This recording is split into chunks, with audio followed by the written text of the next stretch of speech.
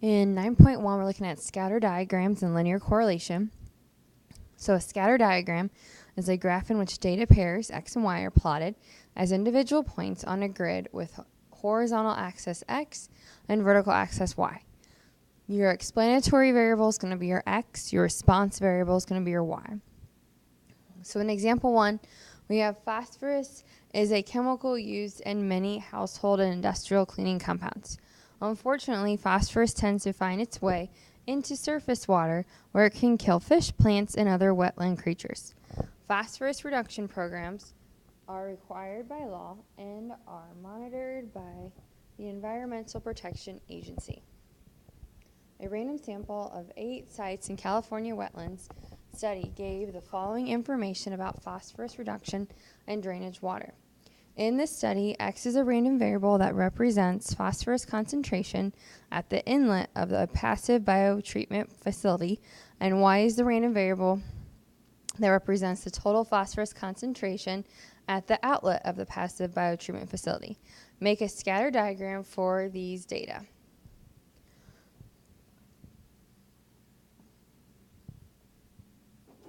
So when you make your scatter diagram, you have to make sure you have a label and a title for everything.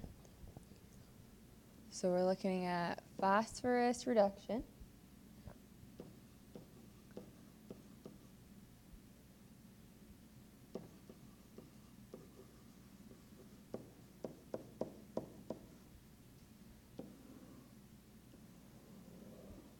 And on our Y, it was outlet.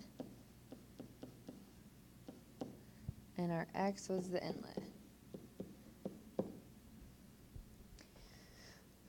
Okay, so for our X's, we're ranging from about 5 to about 9. So you make your little break in your graph.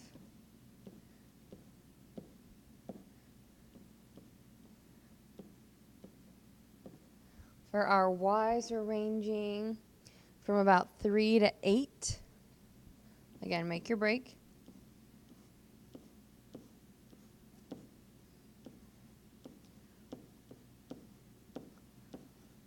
And now you're just plotting your points. So we've got 5.2, 3.3, 7.3, 5.9, 6.7, 4.8, 5.9, 4.5, 6.14, 8.3, 7.1, 5.5, 3.6, 7, and 6.1. Doesn't be perfect, just make sure you match things up approximately where they should be going. Now when it says describe the relationship between the two, we want to know what happens on your graph. So if you look, as X increases, Y increases. So that means in terms of our problem, as the inlet concentration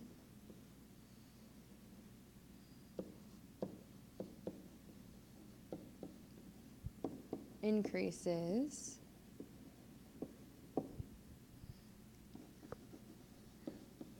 the outlet concentration increases. So you're telling me as X goes up, what happens to Y? It's what you're looking at when you go through these.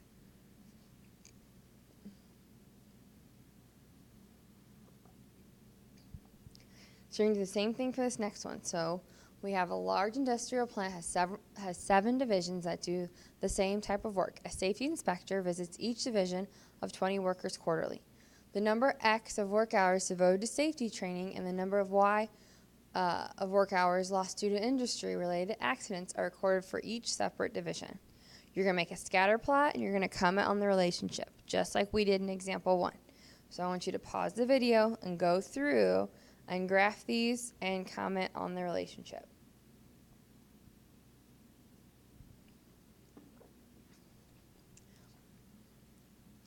Okay, so for this problem, we are looking at our safety report.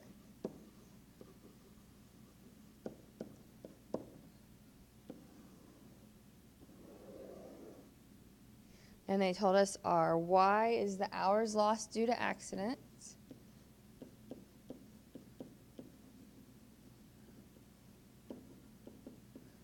And they tell us the X is our hours in safety training.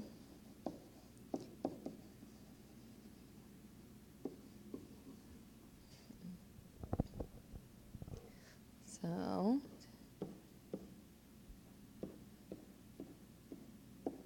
I've got 10, 20, 30, 40, 50, 80. We're going up to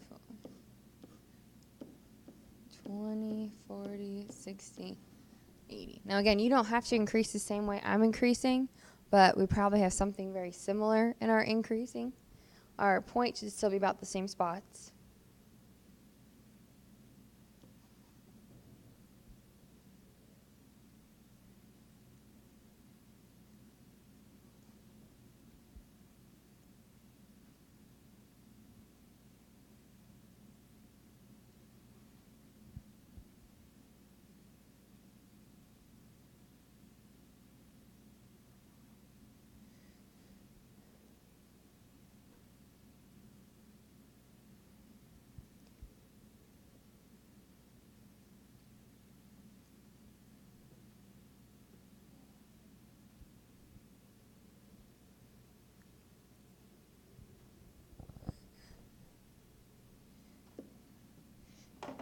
Okay, so again, looking at your at your picture, you should have about the same one that I have.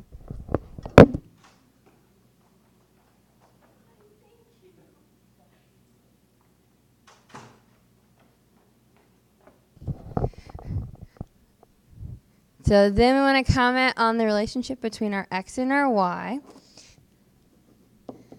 So as X increases, Y decreases, or as the safety training increases, the time lost to accidents decreases.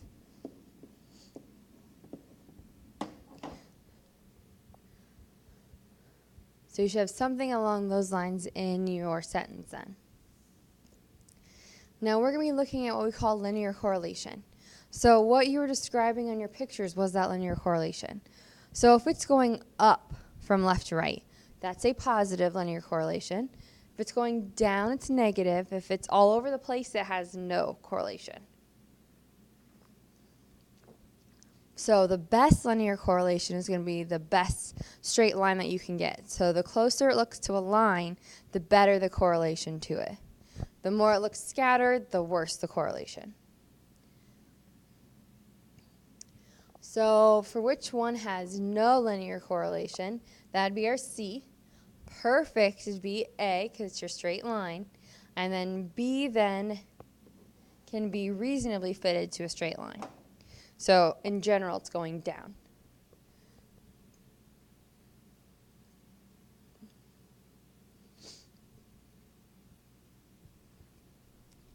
Now, on your calculator, you can go through and graph any of your scatter plots. So if you want to check to make sure that you are graphing things correctly, you can.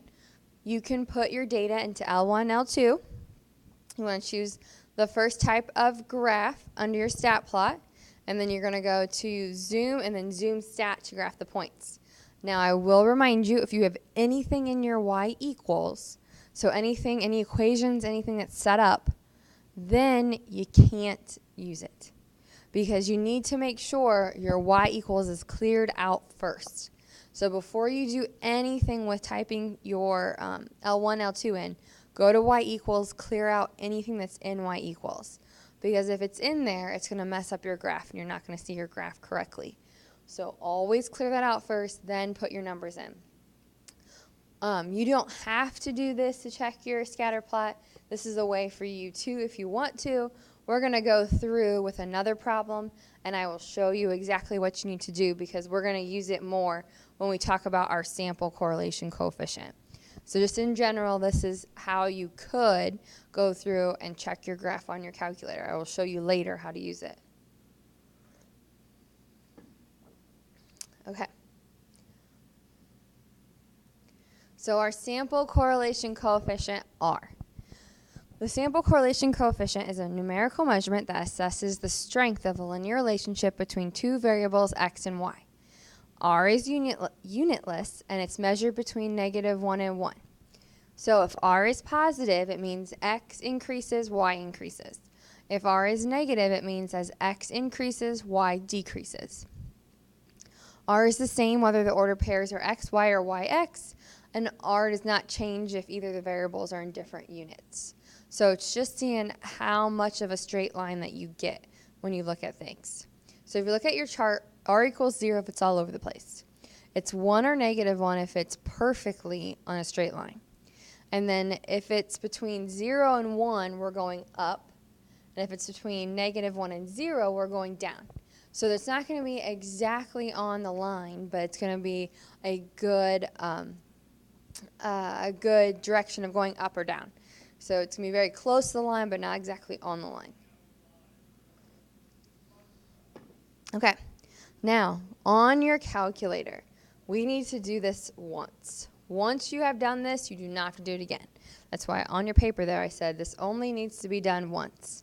So we're going to hit second 0 to bring up the catalog. And you want to go down to diagnostics on. So we have to scroll for a while to the D's.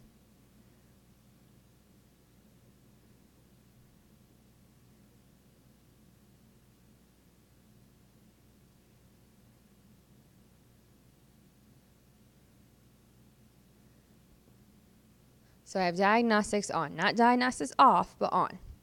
So hit enter, and then hit enter again. You do not have to keep doing that. Once you have turned your diagnostics on, you're done. It's always going to be on your calculator unless you reset your calculator. So make sure you double check to make sure it's on if you have reset it or if anybody else uses your calculator. Now, you can get the R value following these methods. You're going to go stat, edit, and you put your data into L1 and L2. Then we're going to go stat, calc, and do the linear regression A plus BX. Your X list is L1, your Y list is L2. And so I'm going to show you how to do that with example 3. So sand driven by wind creates large beautiful dunes at the Great Sand Dunes National Monument, Colorado. Of course, the same natural forces also create large dunes in the Great Sahara and Arabia. Is there a linear correlation between wind velocity and sand drift rate? Let X be a random variable representing wind velocity, and let Y be a random variable representing drift rate of sand. A test site at the Great Sand Dunes National Monument gave the following information about X and Y. So we want to construct a scatter diagram on your calculator, and we want to know if R is going to be positive or negative. Okay, so remember, we're going to hit the stat button, and we're going to go edit, and we're going to clear out everything in our L's. So whatever's in your L's, go up and clear it all out. So for my L1, that's going to be your X's every time.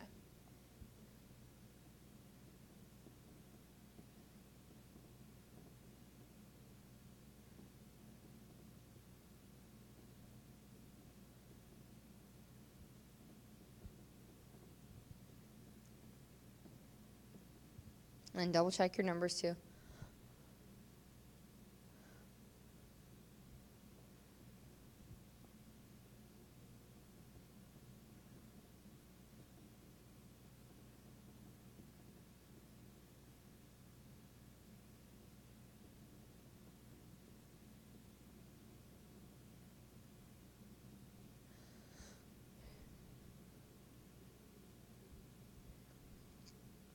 So we've got our list. Now, remember I told you we can go and we can graph these. So I'm going to click my y equals and make sure nothing's in there. Nothing's on there for my y equals, so we're good. Now I want to hit the second button and y equals. So you're going to see this little thing about stat plots. So hit enter. Now you want to make sure your plot 1 is on. So hit enter on on. You want the first graph dark, which my first graph is dark. And you want to say L1 for your X, L2 for your Y. So once you have all of that, we're going to hit the zoom button, and we want to go to zoom stat. So that means it's going to graph your stat that you have plotted. So there's our picture of our data. So as you can see, it's going up. So since it's going up, that means our R is going to be positive.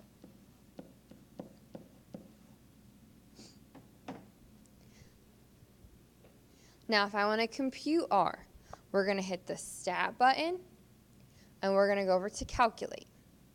You want linear regression, the second one listed, so number 8. You don't want the first one, you want the second one. Yes, they're both linear regression, but on WebAssign, they're going to have it written as A plus BX. I don't want to confuse you with your letters. Now, your X list needs to say L1, so we have to go second 1 to get L1 up, if it's not already there. Your Y list needs to say L2, so go second L2, or second 2, to get your Y list to come up. Now we're going to scroll down. We're going to calculate. So if you notice here, they give you some numbers. They tell you exactly what your R squared and your R is.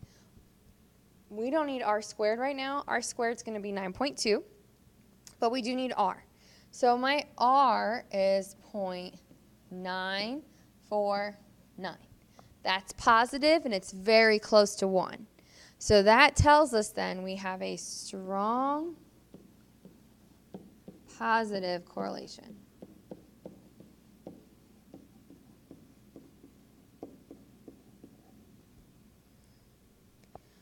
Also, if we want to say it in words, higher wind speeds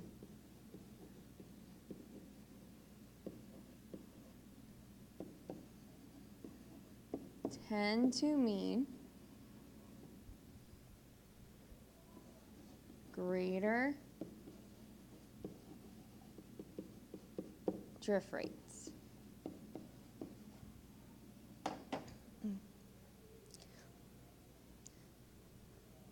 So I'm going to have you do the exact same thing for this third one. So in one of the Boston City parks, there has been a problem with muggings in the summer months. A police cadet took a random sample of 10 days and compiled the following data. For each day, X represents the number of police officers on duty in the park, Y represents the number of reported muggings on that day. So you're doing the exact same thing we just did in example 3. So pause the video and go through and answer those parts.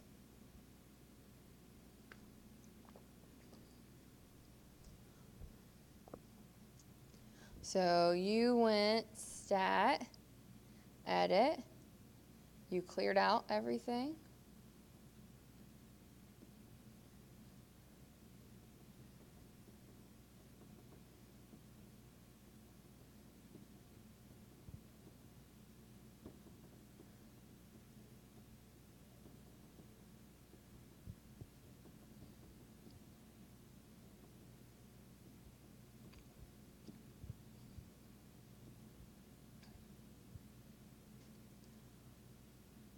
So I've got 10, 15, 16, 1, 4, 6, 18, 12, 14, 7, L2.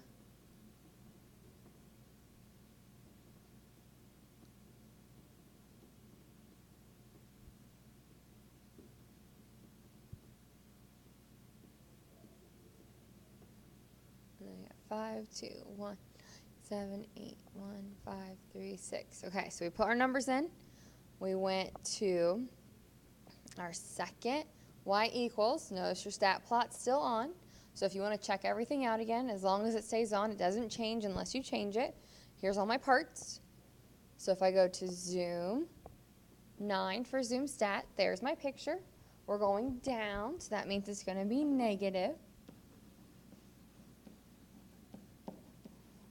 Now, if I want to compute my R, we're going to go stat, calc. I'm going to go down to number 8. L1, L2. And we're finding our R to be negative 0.969. So our value tells us then we have a strong negative correlation because we're very close to -1. Now, we wouldn't put the word strong if we weren't close to -1. So if it was like -0.6, it would just be a negative correlation. So in words, this means higher number of officers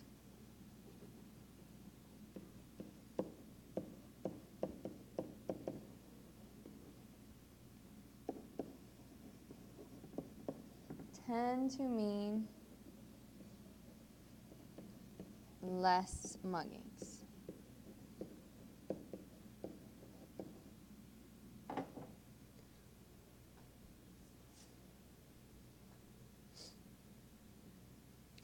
Now the last part of this section, we are looking at your sample correlation versus your population correlation. R is your sample correlation coefficient from a sample of data pairs. P would be your population coefficient computed from all the population data. So R is just a sample because we're not looking at everything out there. We're looking at part of our group. Your correlation coefficient measures the strength of a linear relationship between two variables. When two variables are strongly correlated to each other, it does not mean that a change in one causes the change in another. Lurking variables may be responsible for changes in both x and y, but are not an explanatory or response variable. For example, looking at example 4. Over a period of years, the population of a certain town increased. It was observed that during this period, the correlation between x, the number of people attending church, and y, the number of people in the city jail, was R equals 0.9. Does going to church cause people to go to jail? Is there a lurking variable that might cause variables x and y to increase? So think about this. Going to church does not cause people to go to jail. So we cannot say there is a cause and effect here.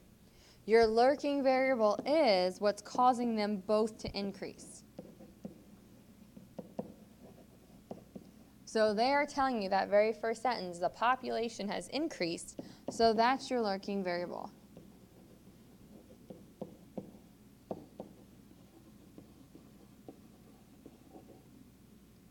So if the population goes up, then that means the church attendance goes up, and that means then the number of people in jail also increases. So you have to look at the outside numbers too, or the outside variables. So we can't just say one causes the other. As one goes up, we can say another one goes up too, but it doesn't mean that one causes the other.